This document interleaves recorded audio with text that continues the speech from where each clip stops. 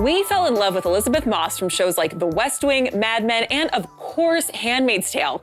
Now the Emmy and Golden Globe winner is starring in The Invisible Man, and she's right here on the couch with me. Welcome. Thank you. Happy to be here.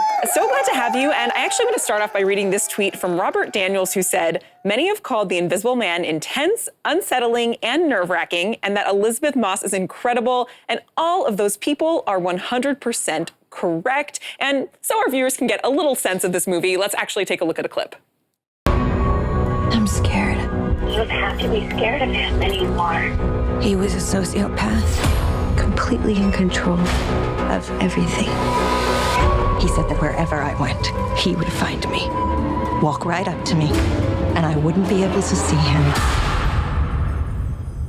Are you okay? Someone sitting in that chair.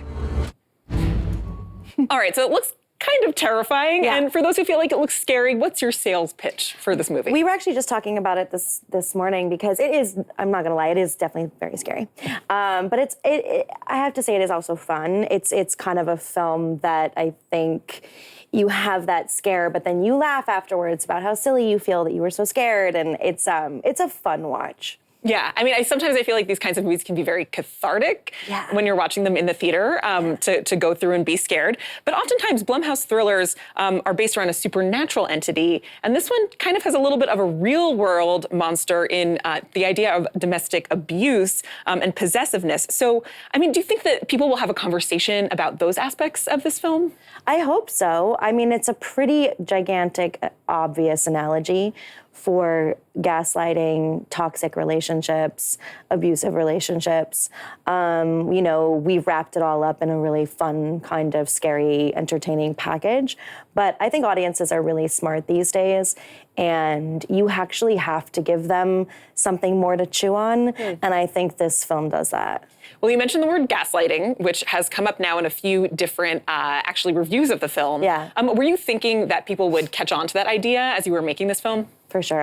Like I said, audiences are so smart. And I think this film, it's actually much better to compare it to Gaslight, the film Gaslight, or a Hitchcock film than really any of the previous Invisible Mans, or even like a straight up horror film. Now, you worked with Storm Reid in this movie, Yeah. who people also know from A Wrinkle in Time and Euphoria, who just seems like such a delight. So did you have to build an off-screen relationship just to convey the bond on screen? How did that work?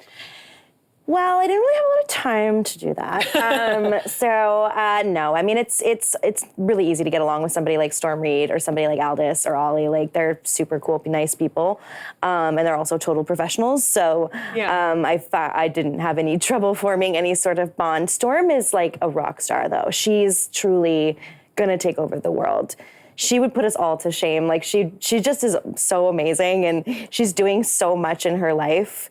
And she's one of those kids that you're like, God, I wish I was as cool as her. We've had her on the show, actually, and I completely got that sense from when she was on here. I mean, we all went to dinner one night in Australia, in Sydney, and she came with her mom, and she was like talking about her initiative that she's formed and all of the good work that she's doing, and her pal Oprah Winfrey. And then like Ollie and I were like, this cocktail's great. That would be me as well. Yeah. Well, between The Invisible Man and Handmaid's Tale and some of your other work, you often play women in particular who are struggling with mental and emotional and physical challenges. What draws you to those kinds of roles? I don't know. I just think it's more challenging and more fun for me. I really don't know what it is. I find being, or acting in a role where I'm just sort of happy and everything's going fine to be a little bit boring. Maybe it's because in my life I'm a very lucky person. I have a great family. I have great friends. I'm very fortunate. So maybe that's where I get my drama. Now, you have 7 producing credits to your name, including Handmaid's Tale and Her Smell. And of course, over the past couple of years, there's been a big conversation happening about the power of women behind the scenes in Hollywood. Just given your decades of experience in the industry, do you feel like things are changing around gender equity in the industry?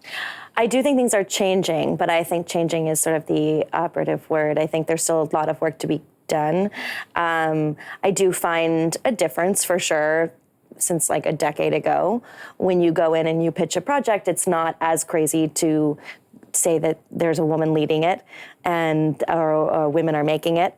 It's not as crazy now, but there still is that slight, you know, a little bit of, you have to fight a little bit harder. And I also think that the issue of diversity is something that is incredibly important in front of and behind the camera, and not just in my industry as well. You were asked about the Weinstein verdict earlier this week on the red carpet, and actually you almost said there verbatim what you just said, which you said, you know, there's plenty more to be done around the kind of changes. Have you given thought to the, you know, additional changes that you would like to see happen? I mean, you know, kind of this film is so much about what we're talking about, which is really interesting.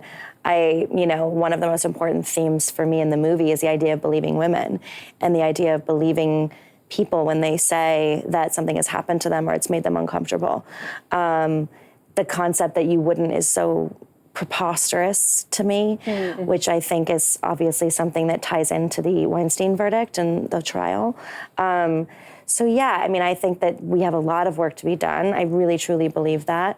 It can't just be a fad or a movement. It has to be a permanent part of the conversation. Well, obviously the work that you've done on screen has already prompted a lot of people to start thinking about this, and also has brought people, I think, into the fold of having these kinds of conversations that maybe they wouldn't. Of course, with *Handmaid's Tale*, did you expect it to have the political implications that it would? I mean, you know, especially the way it was kind of timed around the presidential race and the election when it debuted? No, we really didn't, because I think, like a lot of us did, we didn't think that election was going to go the way that it did.